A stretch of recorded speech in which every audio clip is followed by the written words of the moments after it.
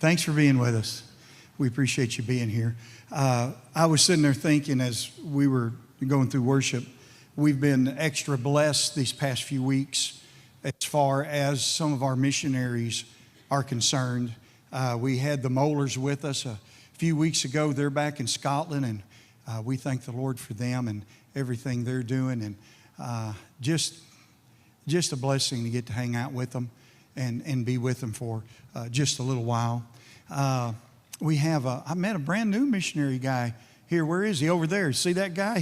That's Caleb, and Peru is his main. Stand up a minute, let everybody see you. This is a young guy in the mission field, and just been on the mission field a few months and heading back, and very shortly. And we're honored to have him with us today, and so we thank the Lord for that. There was another one rolling around in my brain. Talked to Greg and Margaret the other day, and everything's going good in the mission in downtown Little Rock, or North Little Rock rather.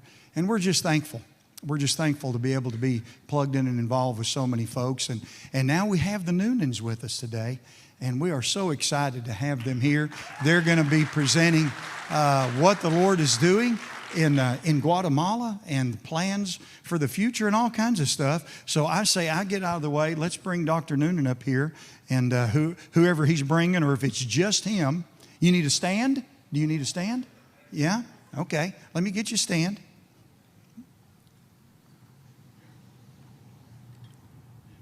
Give you something here, because you might want something. It's not much to hide behind. Trust me, I've tried, but it doesn't work so good.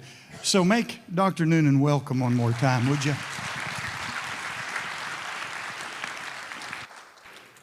Can you hear me? Okay, I'm going to try to use this headset. I've never done that before, so that may be an adventure. Good morning, Hedgeway. Thank you for letting me talk today. I want to send say thank you to Pastor Don and Kay and Seth and Emily for allowing me to talk, and for just being great partners, leading this church to be partners with us in our mission. I think that's amazing, and I'm so blessed. I love that Hedgeway, they more than talk about missions, they actually put it in action. They actually support us, support multiple missions. And I think that's just a wonderful thing. And as he mentioned, missions doesn't just include Guatemala or Scotland or anywhere. It includes Little Rock, includes here. And so I never want to forget about that, because it's such an important thing, because we're all just trying to help each other, trying to help us as brothers and sisters in Christ. And so today what I was going to do was talk about a Bible verse that was really kind of we talked about during our trip, and talk about how that relates to missions. And then I'm going to give you a review of what we've done so far in the past calendar year. So next slide. No, that's not mine.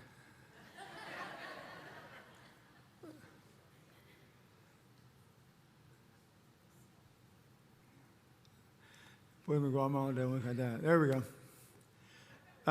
So if we go back to the first here. So the title of the talk is Reflections about Being Poor in Spirit, and also a mission update. Next slide. The verse that we talked about a lot during our trip was, "Blessed are the poor in spirit, for theirs is the kingdom of heaven." That's Matthew chapter 5, verse 3. So what's that mean? Next slide, please. So it's kind of counterintuitive in our society today. Everything's more. Better. More is better.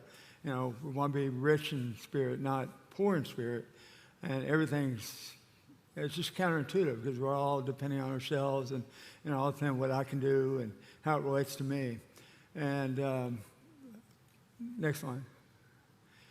But what did Jesus say about this? When he said the poor in spirit, when I dug into it and read about it, basically if you replace the poor with humble, to me it's I can get my head around that. Blessed is the humble in spirit.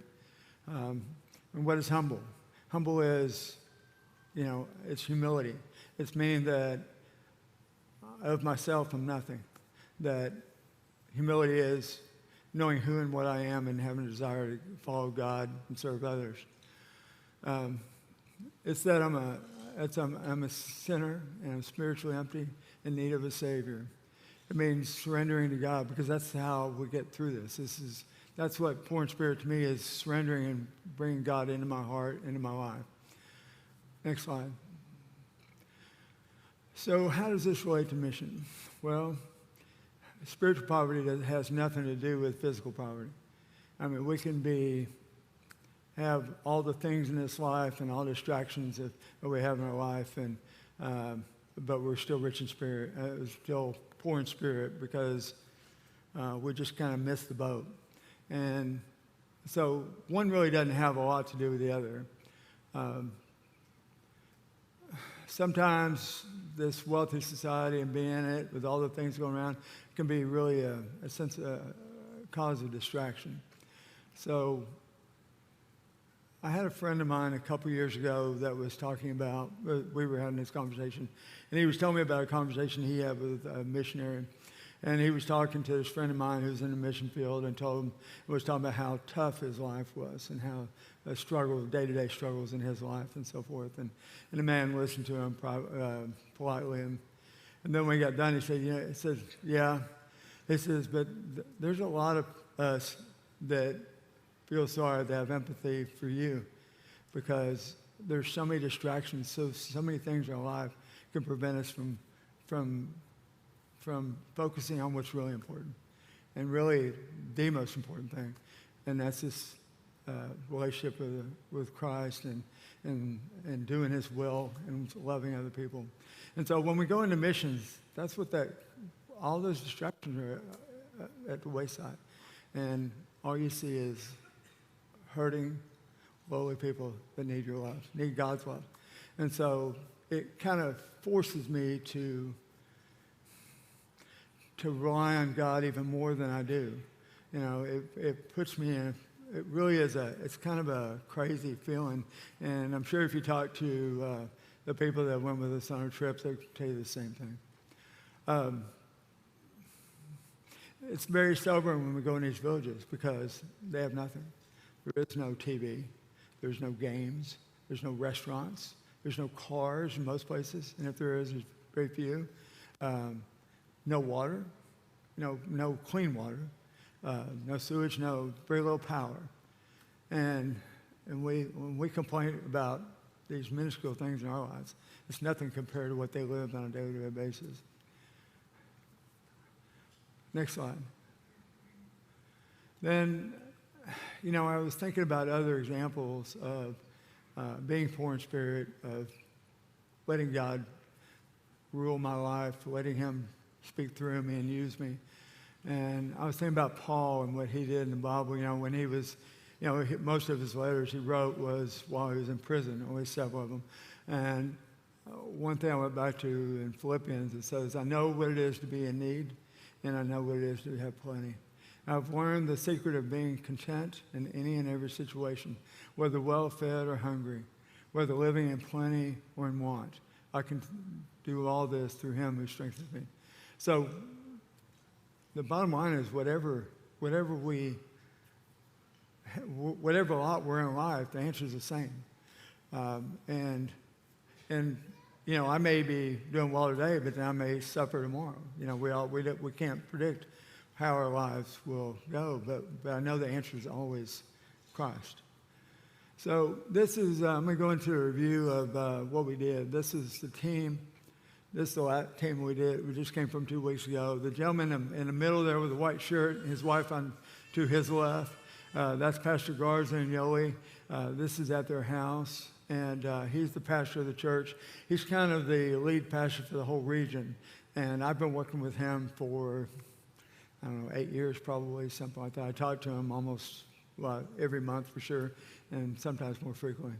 The gentleman on the far right, on my far right, with the red hat there sitting, is Victor, and he also is a very important part of what we do. He's the one that drives. He's the one that kind of helps coordinate everything we do in Guatemala. So I'm sure thankful for them.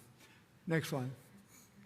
So what do? Salt and Light is about missions. It's a nonprofit that we started in 2019 just to continue what we have been doing, but to be able to provide a platform for people to donate, people to support that's not just exclusive to one group, but to be enough tent to involve everybody.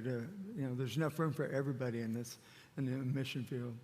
In the past calendar year, we've been on 4 trips. We just came off a trip. We were there for a week.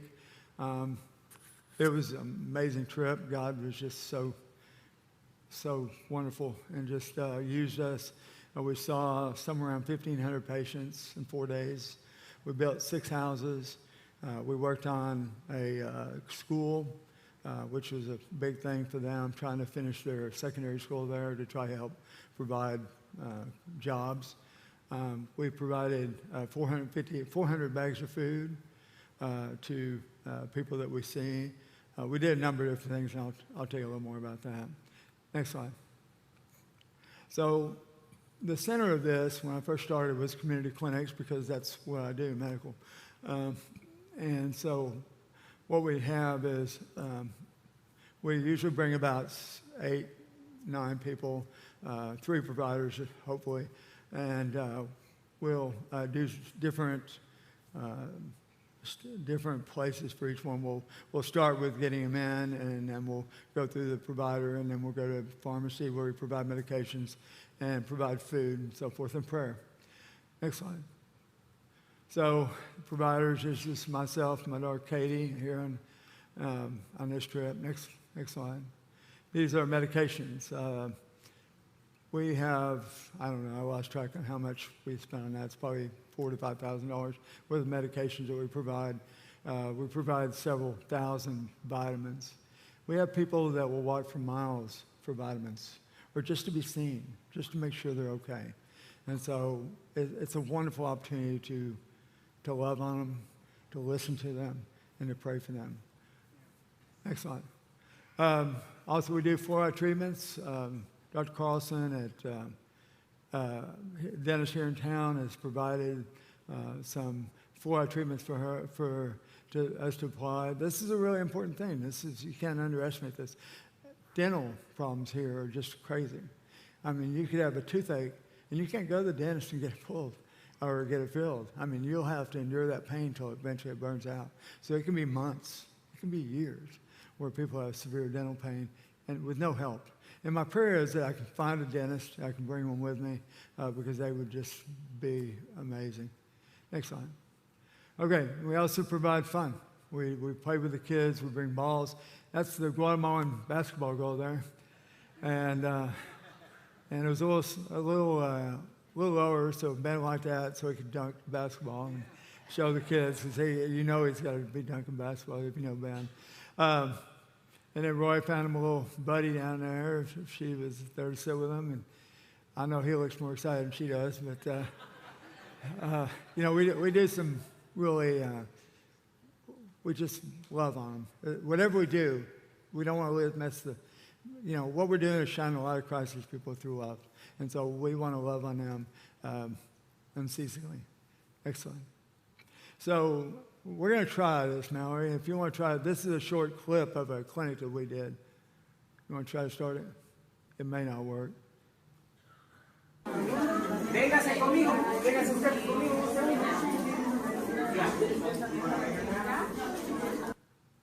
So this is the church that we do it in. What we do is we use the clinics to, the church or the school is usually the center of these villages. And so what we'll do is we'll go to that and we'll set up our clinic there.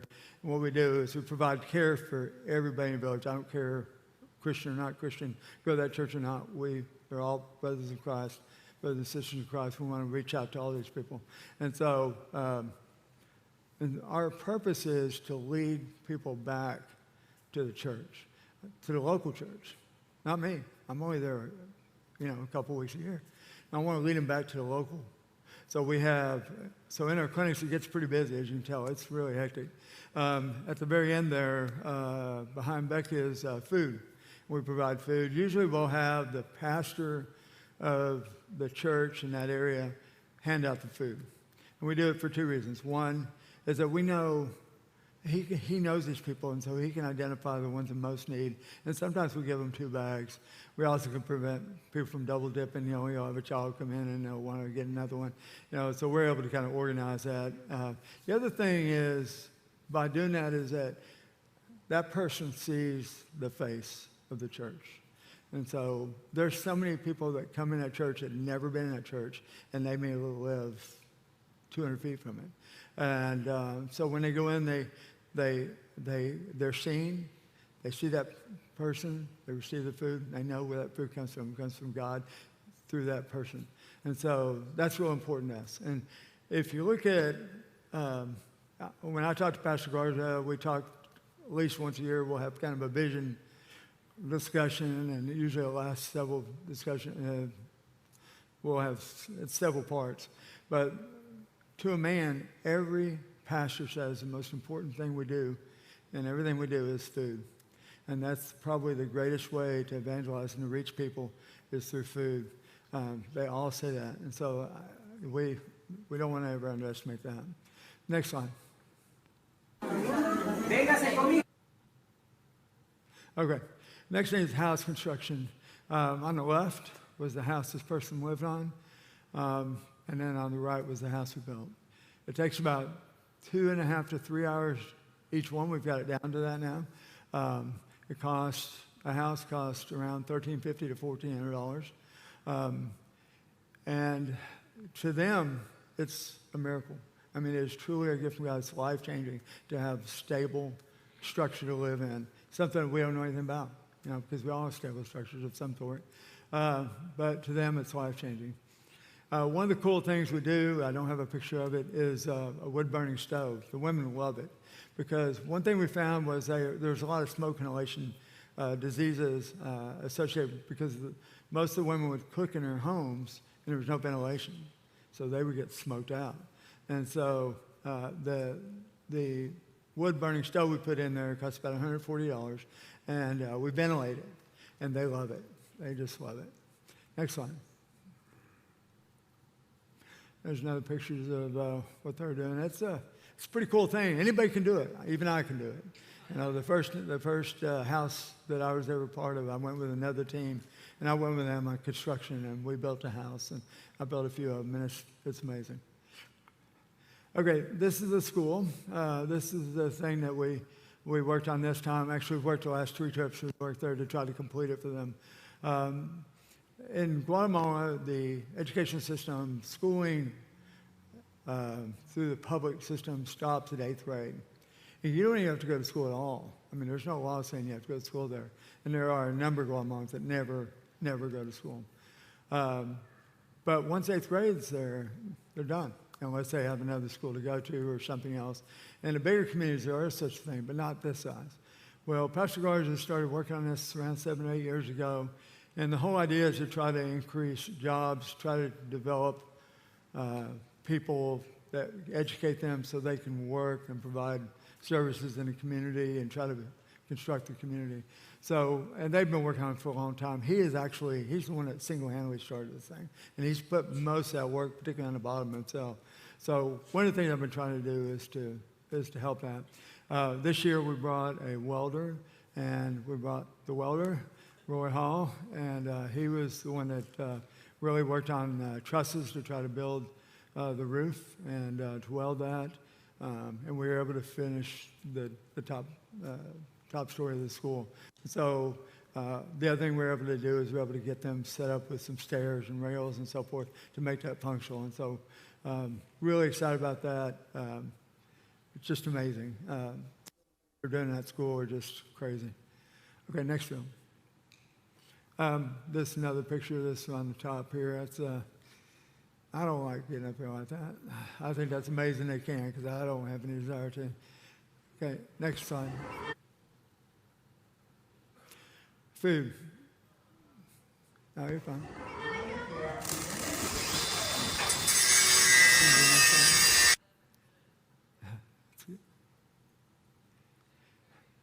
So the next slide is food. As I said, each bag feeds a family of around 4 to 5 to 6 for a week. It costs about $10, and we provided 400 bags of food on this trip. Every month, we send 100 bags of food to Guatemala, to Pastor Garza, to distribute. It's what they do is they use that as part of their evangelism. They disperse it, not only his church. Okay, he was the first he disperses it to all the churches. And I think that's amazing for him because he does put other people first, and he's really got a heart for it. So this year we provided 2,500 bags of food in the last calendar year. And through 4 trips and then 100 bags of food that we provide each month. Okay, next. This is a kind of cool video. This is actually the church. He's got his church putting bags of food together for other churches. And I think that's awesome. Go ahead and play it. This is the church, and we are working now for making the 400 bags of food. And everybody's helping, even the kids. You know, that's what that's about. You know, we're trying to invest in people and have them invest in more people. You know, it's growing the kingdom. It's loving each other, and that can be contagious, and that's just makes my heart happy. Next one. I'll just say a brief thing about this. We have drilled wells. There's several places where there's not clean water, and so we've put 4 wells in and 4 water purification systems. Really cool story is the bottom there on the right is a filtration system, and that lady there's from a place called Las Flores. Las Flores, when I went there, that was a really sad place, and there was a lot of water-related diseases. Diarrhea was terrible. Parasites, everybody had it. It was just crazy. And I went back to their water source to find out. And their water source was about a 6 by 8 foot, they called it a spring, and it was chocolate brown water. And that's where they would go twice a day to get water. And I just couldn't believe it. And so what we did was we built a well, and we put this water filtration system in. And we provide water to the whole community 2 to 3 times a week. And you know, the last 2 years I've been there since we did that, and the water-related illnesses, diseases are so much better. I mean, they're so much better. Next film. So we also provide shoes. In the last 2 years, 22 and 23, we provided shoes, a brand new pair of shoes to each child in a school. We picked a school, we provided 600 pairs of shoes to one school, and next year we provided 600 pairs of shoes to another school. We bought those shoes brand new in Guatemala. This year, thanks to Justin and Heather Campbell, JC's Outlet, they donated all those flip-flops. And so we gave out 400 pairs of flip-flops, and they were pretty excited about that. Next one. So, future projects, what we're going to do. First thing we're going to do is kind of develop a quarterly newsletter to talk about just what I'm talking about now. And the other trips we're looking at is we're looking to go to Kenya and do a medical mission in March. I've talked to an individual. God led me to this man, and I'm excited about it. And he does just what we do, same heart. And he's been doing it for 20 years.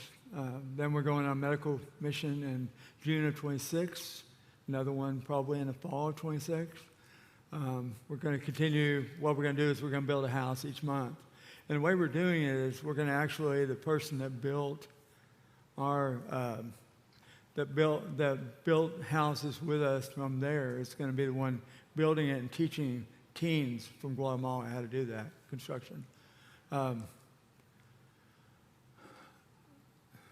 We're looking at poultry projects as well as trying to develop agricultural the curriculum and most importantly, it's the food.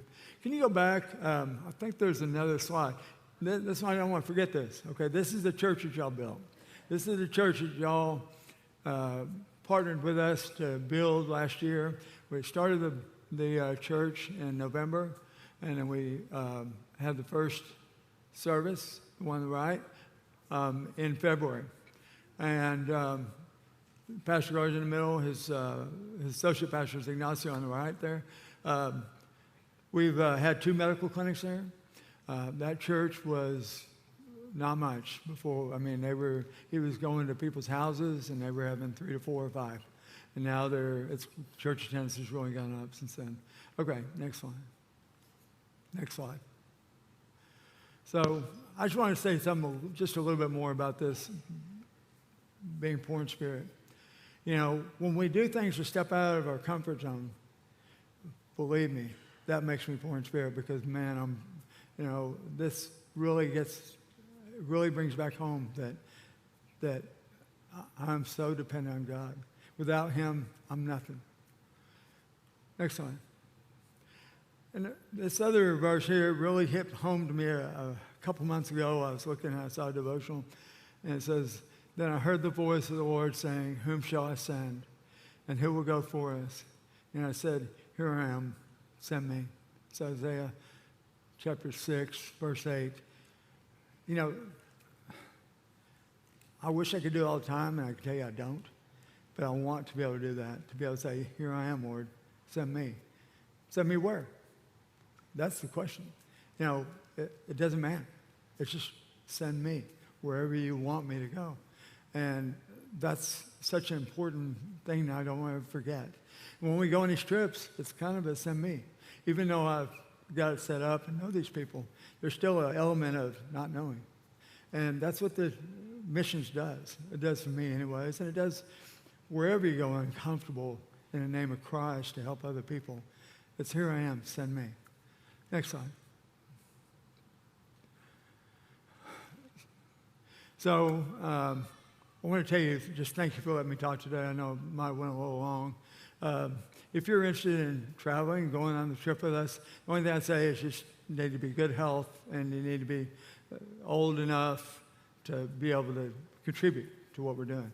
But love to talk to any of you. If you have any questions or you want to talk to me at all about missions, in March, I brought a group from Missouri. I brought 10 PA students. Amazing trip. You know, it was a little different. I was the only one that had experience at it, but it was amazing. I've taken a church out of Dardanelle, Home Church. We've taken them, and they've been a couple times, and they were there last November. So there's all kinds of different ways we can do this. You know, and if you can't go, you know, if that's not your gig or you just can't do it, you know, contributing is awesome. I mean, we could use it. As you see, this takes a lot of money to do what we're doing. But, you know, I also believe that God works through all of us, through His kingdom, to help Him building His kingdom. And if you have any questions, anything, talk to myself. My family's over here. Most of them have been on missions. So Tanif here, he's been on missions. Feel free to ask questions or anything I can help you. Thank you very much. I appreciate y'all, Headway.